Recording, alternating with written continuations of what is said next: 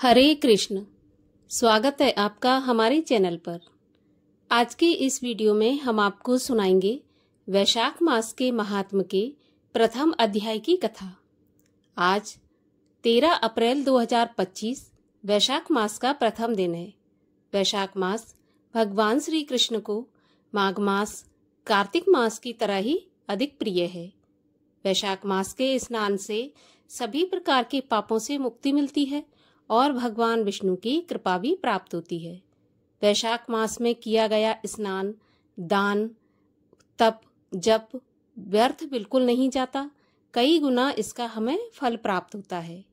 तो वैशाख मास के महात्म्य की कथाएं सुनने से पहले आपको केवल हमारे चैनल को सब्सक्राइब करके रखना है, बेल आइकन पर प्रेस करना है और आज की कथा अच्छी लगे तो लाइक करना है और शेयर करना है। तो चलिए अब सुनते हैं हम वैशाख मास के महात्म्य की कथा। लेकिन उससे पहले हम आपको सुनाएंगे विष्णु भक्त जयध्वज की कथा। तो चलिए सुनते हैं जयध्वज की कथा। एक नगरी थी माहिष्मती नाम की, और वहां के राजा थे कार्तिवीर, और उनके थे 100 पुत्र।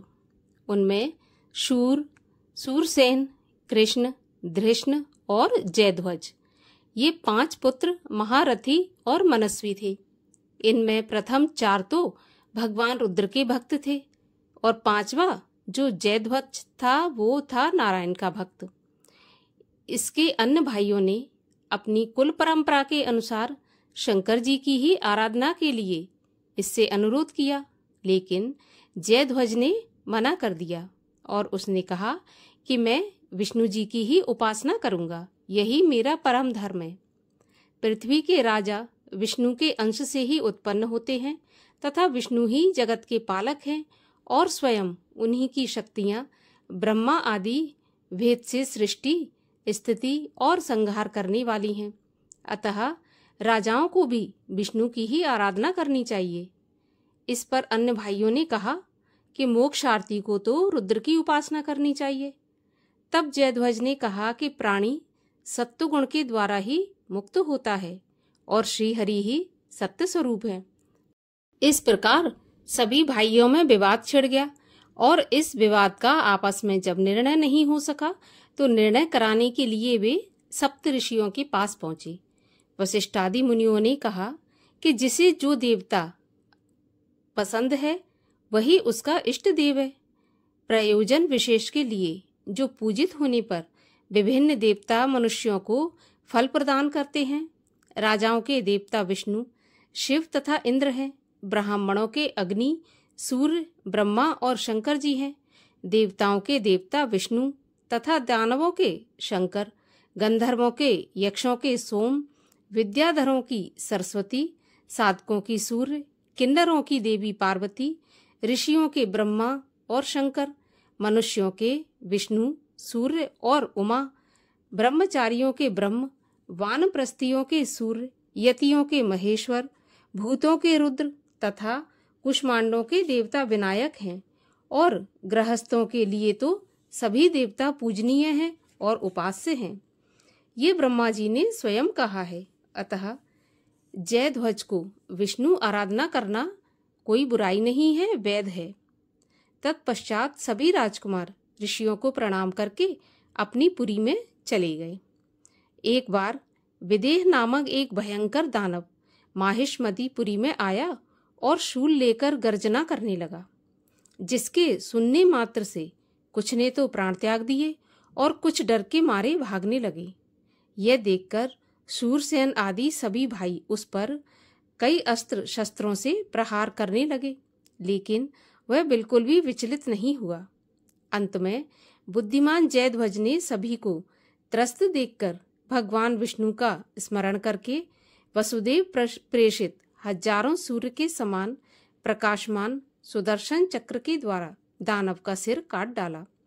उस देव शत्रु के मारे जाने पर सभी ने जयध्वज की पूजा की तथा उसका पराक्रम सुनकर महामुनि विश्वामित्र उसे देखने के लिए आए। महर्षि को आते देखकर जयध्वज ने उन्हें सुंदर आसन पर बिठाकर उनकी पूजा की और कहा कि आपके अनुग्रह से मैंने इस दानव को मारा है। इसके लिए मैं भगवान विष्णु की शरण में गया और उनकी कृपा से इस दानव के वध में सफलता मिली। अब मैं भगवान विष्णु का पूजन करना चाहता हूँ। आपसे प्रार्थना है कि इस काम में आप मेरे उपदेष्टा बने और मेरा यज्ञ कार्य संपन्न कराएं। तो विश्वामित्र जी ने जयध्वज से विष्णु की महिमा महत्ता बताकर यज्ञ संपन्न करवाया। उसके यज्ञ में साक्षात भगवान विष्णु ने प्रकट होकर सबको आशीर्वाद दिया और कृतार्थ किया। तो ऐसी थी जयध्वज की नारायण भक्ति। और अब सुनते हैं वैशाख मास के महात्म्य के प्रथम अध्याय की कथा। सूत जी बोले, परमेष्ठी ब्रह्मा के पुत्र नारद जी से राजा अम्बरीश ने पवित्र वैशाख मास का महात्म्य पूछा। राजा अम्बरीश बोले, हे ब्राह्मण, जो संपूर्ण महीनों के महात्म्य वर्णन किए वह मैंने अच्छी तरह सुनी।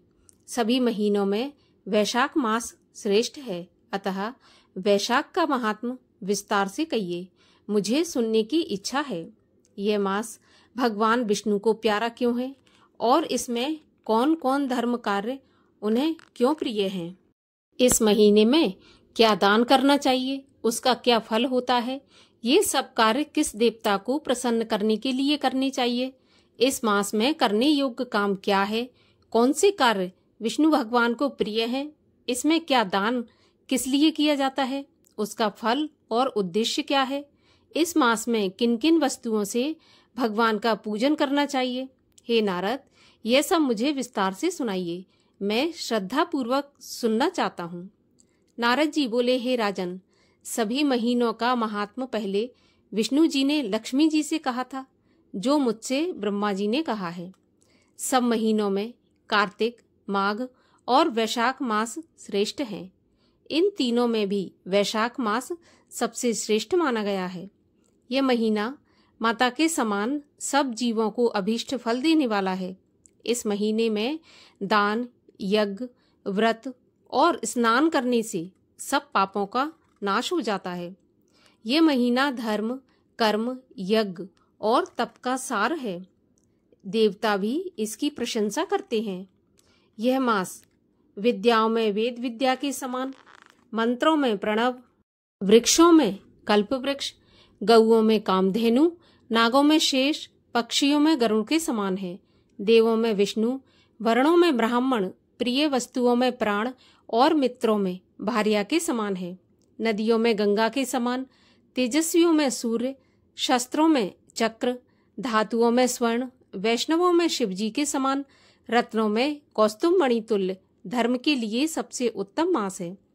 इस मास के समान विष्णु भक्ति उत्पन्न करने वाला और कोई महीना नहीं है।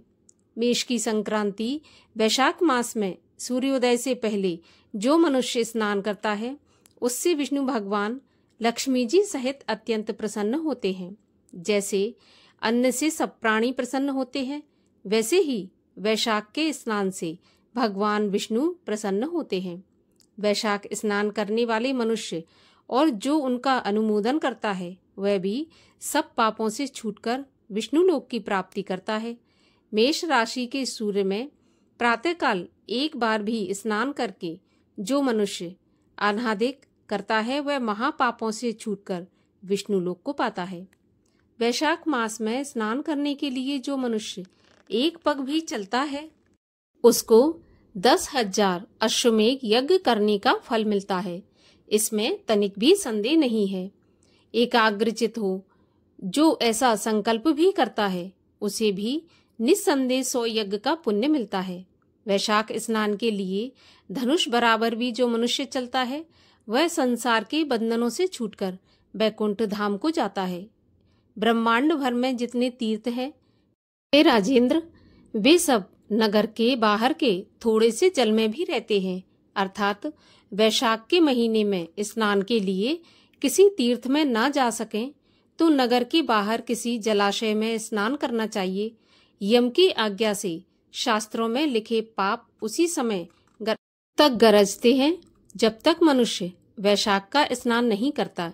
हे राजन, विष्णु भगवान की आज्ञा से वैशाख मास में तीर्थादि के अधिष्ठाता देवता सूर्योदय से 6 घड़ी तक जल के बाहर मनुष्यों के हित के लिए ठहरते हैं। हे राजेंद्र, उस समय तक जो लोग स्नान के लिए वहां नहीं आते, वे उनको दारुण श्राप दे अपने स्थान को चले जाते हैं।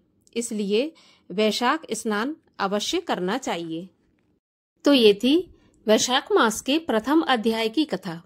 अच्छी लगी हो तो एक लाइक अवश्य कर दीजिए और आगे की कथाएं सुनने के लिए चैनल को भी सब्सक्राइब कर लीजिए।